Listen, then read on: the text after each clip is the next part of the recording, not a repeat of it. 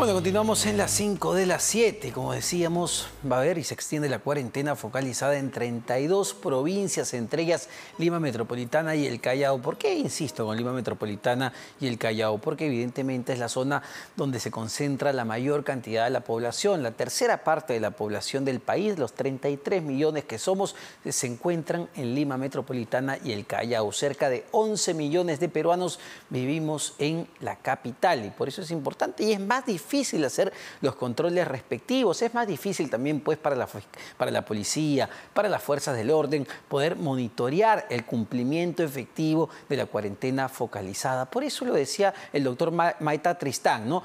Es importantísimo que nosotros mismos nos cuidemos, respetemos las normas, evitemos contagiarnos para contagiar al resto, señores, y seamos pacientes que ya empezó el proceso de vacunación. ¿Cuándo vaya a llegar la vacuna para nosotros, para nuestras familias? Va a tardar algunos meses probablemente, si es que no están en las primeras fases, pero seamos pacientes y cuidémonos. Vamos ahora con el candidato al Congreso por Victoria Nacional con el número 15, Manuel del Águila. Victoria Nacional, que dicho sea de paso, lleva a George Forsyth como candidato a la presidencia de la República. Señor del Águila, ¿cómo está? Muy buenas noches. Buenas noches, Omar. Muchas gracias por la invitación. No, gracias a usted y en principio me gustaría escuchar alguna de sus propuestas, sus propuestas para el Congreso de la República en una coyuntura tan compleja como la que estamos viviendo. Me parece que nunca antes, o por lo menos no hace muchas décadas, los políticos han tenido retos tan tremendos hacia adelante, en medio de una crisis sanitaria, crisis económica como la que nos encontramos.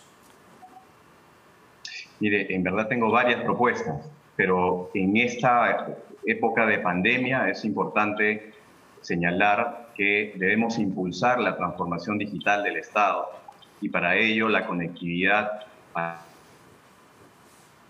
la crisis sanitaria, el teletrabajo o el trabajo remoto es una de las opciones que tenemos, que nos queda para evitar los contagios, pero sin embargo hay más de 5 millones de peruanos que no tenemos conectividad. Que están en las partes rurales, en las zonas alejadas del país.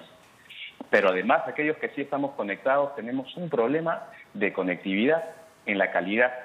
Es muy baja calidad y necesitamos impulsar desde el Congreso poder utilizar la fibra óptica de la red dorsal que ya está construida, pero sin embargo que está subutilizada y no hay manera de poder usarla porque existe una empresa azteca que ya ha manifestado querer salir, pero tenemos que actuar rápidamente para poder facilitar esta herramienta de conectividad a todos los peruanos justo en esta situación. Yo quiero impulsar, Omar, desde el Congreso, todo lo que está implicado en la conectividad y la transformación digital y la tecnología. La necesitamos justo ahora. Ahora, ¿cuán conectadas están las instituciones del Estado? ¿Cuán conectadas, por ejemplo, están las postas médicas de todo el país con los hospitales del MINSA, con los hospitales de salud, con el CIS? Porque cuando hablamos a veces de salud, lamentablemente vemos un sistema muy fragmentado y realmente no sé si ese sistema no solo se habla entre sí, sino si habla digitalmente entre sí, que es lo importante. Sí, Omar, justamente nos falta la interoperabilidad y para eso necesitamos asegurar no solo conectividad, sino la posibilidad de intercambiar información entre instituciones distintas. En el Perú tenemos más de 70.000 instituciones públicas, pero solo 250 están interconectadas. Eso significa que las otras miles de instituciones no pueden intercambiar información, no solo por falta de conectividad, sino por falta de interoperabilidad. Y ahí tenemos que trabajar mucho desde el Congreso para darle las condiciones, en principio, a las grandes operadoras para que puedan tener incentivos y poder invertir en infraestructura en conectividad de Internet. Nos faltan más de 12.000 antenas y las necesitamos. Nos falta operativizar y usar mejor la red dorsal y la necesitamos. Necesitamos también Internet satelital. Saludo que el gobierno ha dado un decreto de urgencia para tener Internet satelital, pero solo van a llegar, y espero que sea así, a más de 3 millones de peruanos, pero son 5 millones los que no tienen conectividad a Internet. Bueno, ya nos acompaña en esta mesa de discusión, nuestra mesa digital o virtual de discusión, el candidato Jorry Huartón, candidato al Congreso por Renovación Popular con el número 5, Renovación Popular, que lleva al señor Rafael López Aliaga como candidato a la presidencia de la República. Señor Huartón, muy buenas noches. Buenas noches, Omar. Saludos a toda la audiencia de la comunidad de RPP. Saludos al candidato que nos acompaña hoy día en debate, en la mesa. Y presto y ya no a poder absorber y disipar cualquier consulta. Perfecto. Yo empezaba, normalmente lo dejo para el final, pero empezaba pidiéndoles que den la principal propuesta que quieren llevar al Congreso de la República y después podemos ir discutiendo y ustedes pueden ir discutiendo sobre estas propuestas. El candidato del Águila sostiene o nos comenta que su principal propuesta es la interconectividad, lo digital para el país. ¿Cuál es su propuesta? Respecto a la reactivación económica, es interesante que nosotros impulsemos una ley de centrales de compra. ¿Qué significa la ley de centrales de compra o el impulso de esta ley de centrales de compra?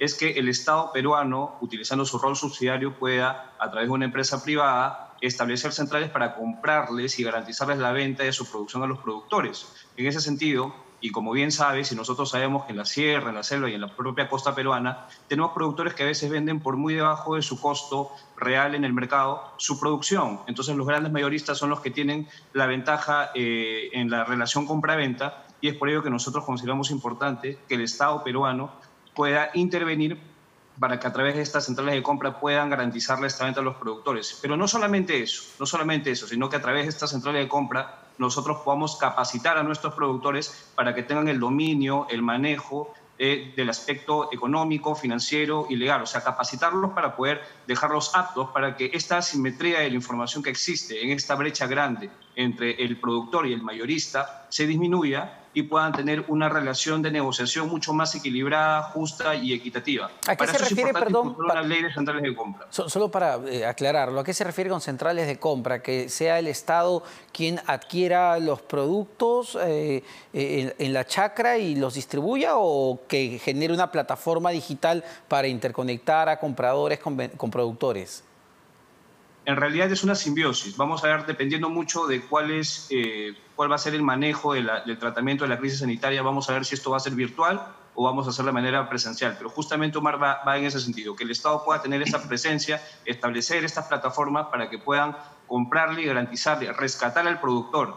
Esto es rescatar su producción y no se les malogre la producción, ellos puedan tener ese incentivo y esa tranquilidad de que su producción no se va a malograr y que van a recibir un justiprecio por esa producción, y que no van a ser fruto pues de negociaciones absolutamente injustas, porque evidentemente la parte fuerte en estas negociaciones son los mayoristas capitalistas que tienen el dominio, que tienen la información técnica, la información jurídica, la información financiera. Entonces, lo que queremos es justamente matar la intermediación perversa, justamente con una intervención del Estado que pueda garantizarles que esa producción sea comprada a un precio justo, a un justiprecio. Perfecto. Vamos con unos temas polémicos y que han estado también sobre la mesa del debate. Candidato del Águila, no sé cuál es la posición suya en particular sobre el cambio de constitución, la propuesta de llamar a un referéndum para que la gente vote sobre un eventual cambio de la constitución del 93. Yo creo que es importante el debate, sin embargo, no creo que sea el momento para poder cambiar una constitución.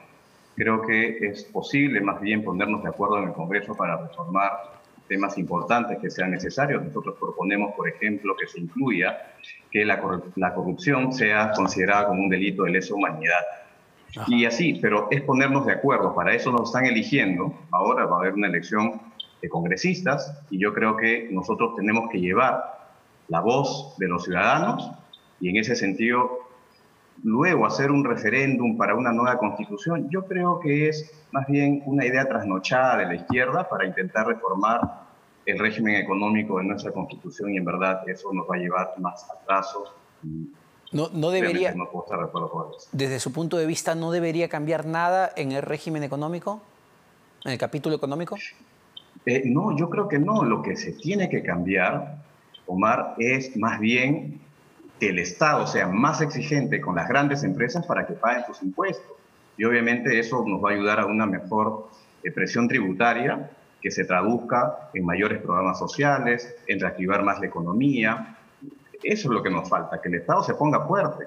Y nosotros tenemos a Forsyth con los pantalones bien puestos para hacer valer nuestros derechos como Estado y que las empresas paguen sus impuestos. Solo una precisión, ¿más exigente en el pago de impuestos o más impuestos? No, más exigentes, porque nos deben mucho las empresas grandes. Perfecto. Candidato Guartón, en la misma línea, ¿no? En Renovación están a favor de un cambio en la Constitución y de ser así, ¿qué capítulo cambiarían? ¿Qué cambiarían en esta? Mira, sin ánimo de polemizar, voy a ser muy concreto. Renovación Popular no postula ningún tipo de cambio de la Constitución. Si hay reformas constitucionales que se puedan hacer focalizadas respecto a un determinado punto, se hacen, pero no un cambio de la Constitución porque detiene el desarrollo económico y justamente salir de esta crisis sanitaria que actualmente tenemos en el país. Pero no quiero ser polémico, pero sí hay que señalar y hay que ser respetuosos con el electorado peruano. O sea, no es posible que hayan candidatos, como en este caso el candidato número 15 de Victoria Nacional, que tenga un candidato presidencial que hable acerca del respeto a la Constitución cuando sale a decir que la Constitución puede ser una Constitución anticorrupción y que pueden postular que la corrupción sea un delito de lesa humanidad. Y yo le invitaría a que revise el Estatuto de Roma y sepa cuál es la competencia, ¿no?, de cuál es justamente este jurado o este juzgado penal internacional que, digamos, tiene competencia para atender ese tipo de delitos de lesa humanidad. Esto no puede ser a nivel de Constitución.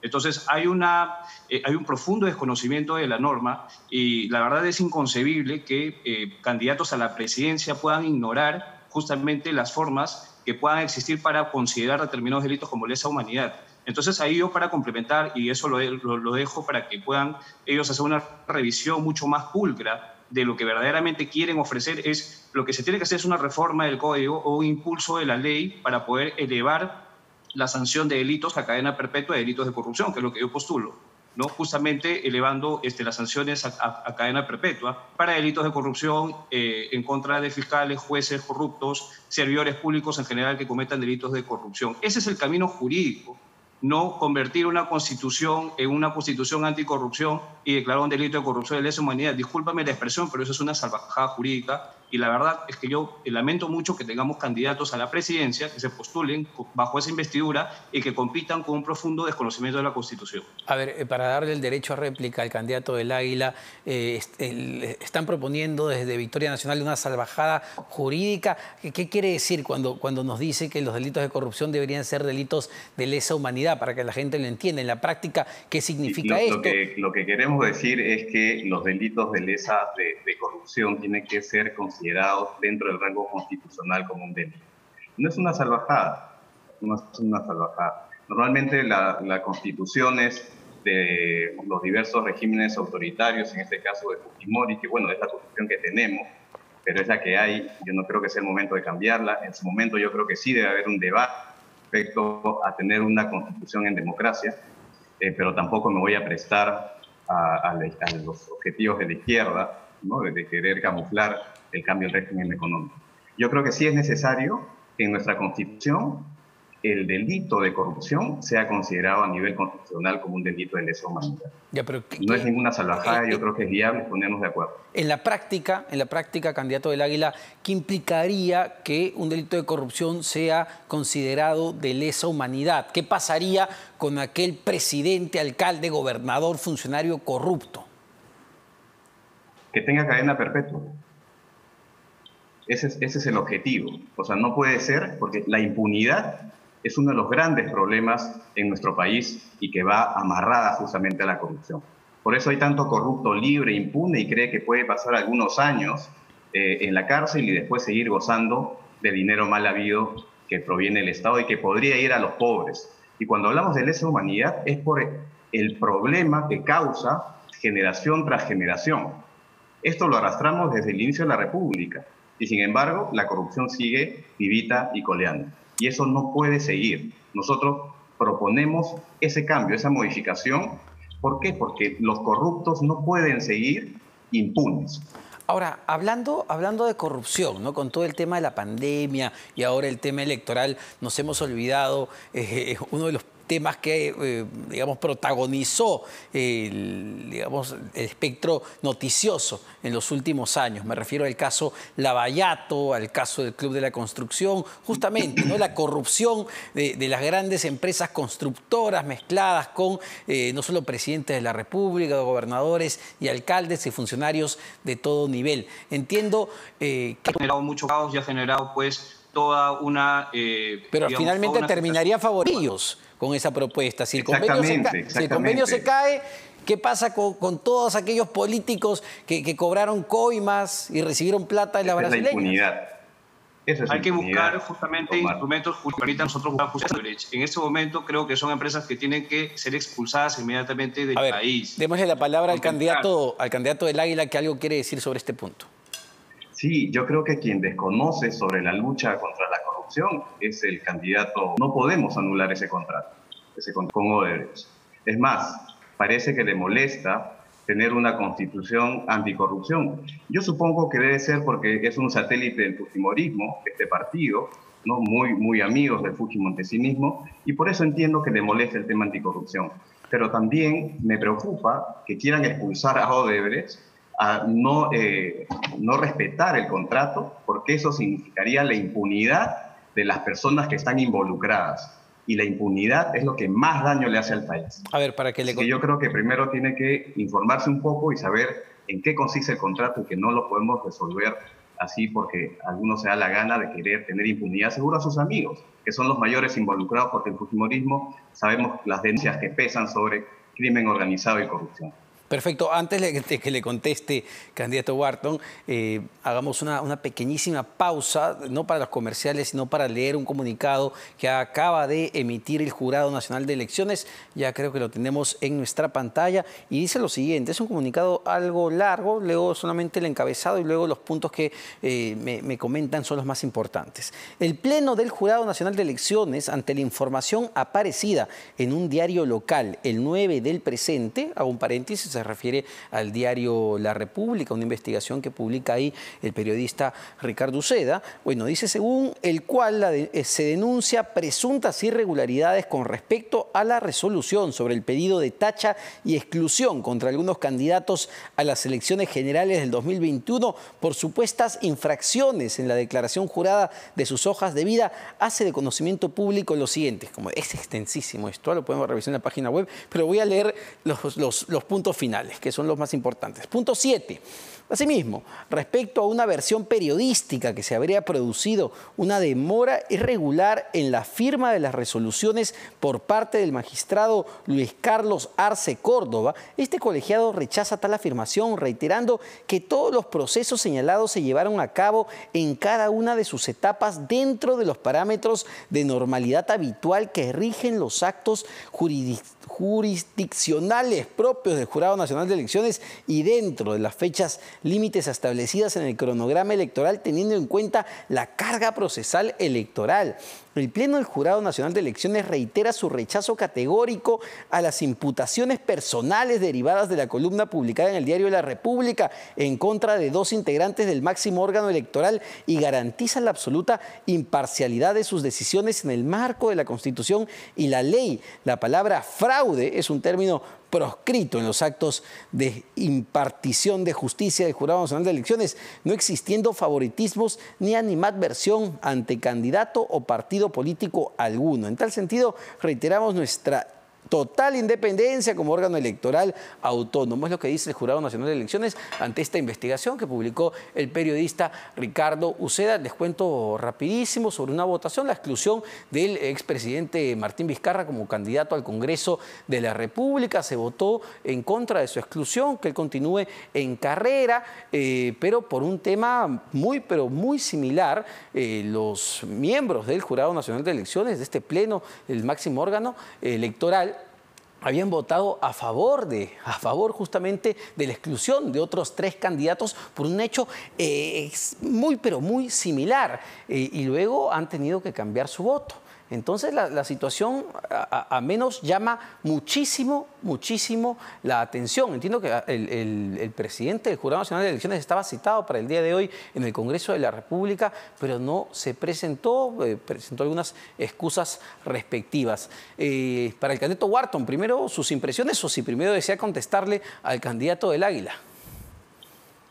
Para finalmente cerrar ese capítulo, la verdad que no comprendo por qué la vinculación con el partido político Fuerza Popular o el fujimorismo en general, no lo entiendo. No me afecta en absoluto, por el contrario, nosotros somos un bloque político que siempre se ha pronunciado en contra de la corrupción y consideramos que la gran pandemia del Perú es la corrupción. Justamente por eso es que yo soy muy enfático y tengo como bandera de campaña la lucha frontal contra la corrupción a partir de una iniciativa legislativa que permita poder elevar a cadena perpetua de delitos de corrupción, para delitos de corrupción y muerte civil para estas personas que cometen delitos de corrupción. Solo para que quede claro, entonces solo para que quede claro, porque sí me parece muy importante lo que ustedes señalan. ¿Ustedes se traerían abajo este convenio así eso cueste las investigaciones ya en curso del equipo especial Lavallato?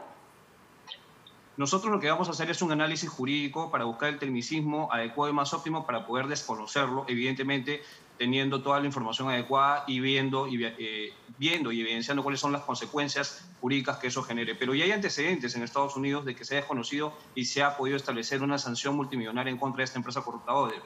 Entonces no es tampoco una cuestión que nazca fruto de la imaginación nuestra. Y hay algunos antecedentes que seguramente podemos desarrollar en otra oportunidad. Para contestarte respecto a las impresiones del Jurado Nacional de Elecciones, sí es cierto y es oportuno que haya un pronunciamiento por parte del jurado. Es algo que evidentemente muchos de los peruanos queríamos saber. Bueno, ahorita están defendiendo la neutralidad, la objetividad, pero no creo que sea suficiente. Yo creo que se tiene que hacer una investigación de cómo se ha manejado la sesión para finalmente poder votar en contra de Martín Vizcarra y que esto le haya permitido seguir en contienda. Y ya que estamos hablando del Jurado Nacional de Elecciones, volviendo al candidato presidencial del señor que nos acompaña el día de hoy, del candidato de Victoria Nacional, llamo y hago un llamado al Jurado Nacional de Elecciones para que... No hago referencia al Tribunal de Honor, porque el Tribunal de Honor evidentemente no tiene capacidad coercitiva. Hago un llamado al Tribunal Electoral del Jurado Nacional de Elecciones para que pueda sancionar a este candidato George Forsyth, que lamentablemente, en mi opinión, está pecando de ser populista porque, según información que manejo,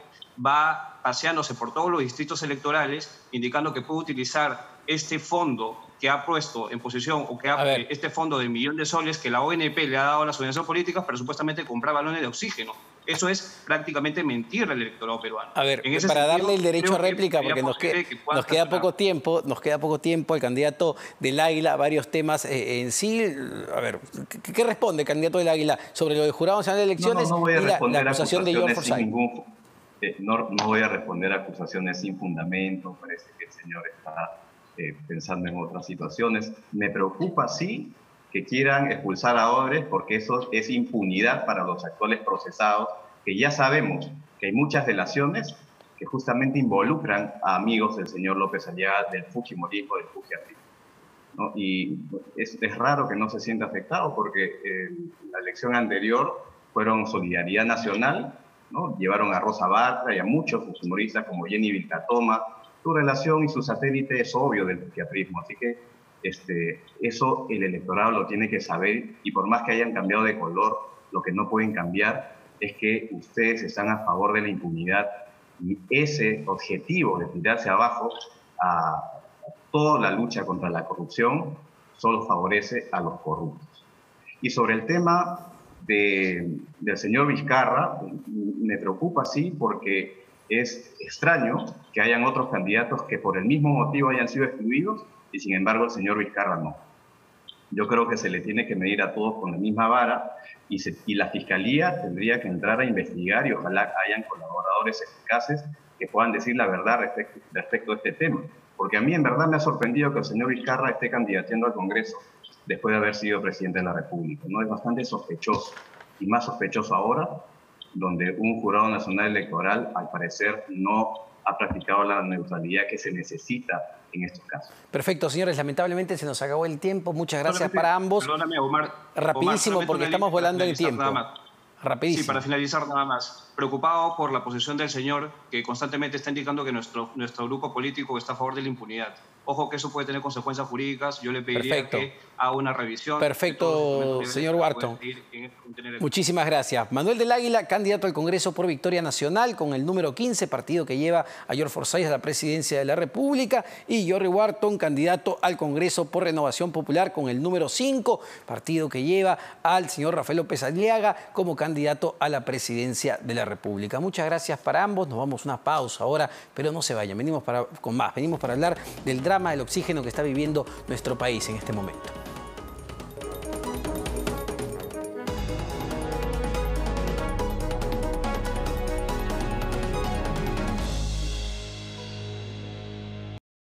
Hace 32 años, ante la crisis social, política y económica que vive nuestra nación, surgió el FREPAP, con el agro al poder, un partido moralizador que busca la reconstrucción social del país, por leyes justas y necesarias, en defensa de todos los trabajadores y por una educación que forme jóvenes con decisión. Este 11 de abril del 2021, marquemos los 2 pescaditos para el Congreso y el Parlamento Andino. FREPAP, con el agro al poder. En la Asociación de AFPs queríamos contarte sobre lo que está proponiendo el Congreso para reformar el sistema de pensiones. Sin embargo, se nos ocurrió algo mejor, que lo cuentes tú mismo. Las siguientes personas son afiliados reales reaccionando a lo que leen. Una parte del descuento mensual de los afiliados se irá a un fondo de riesgo compartido. Una parte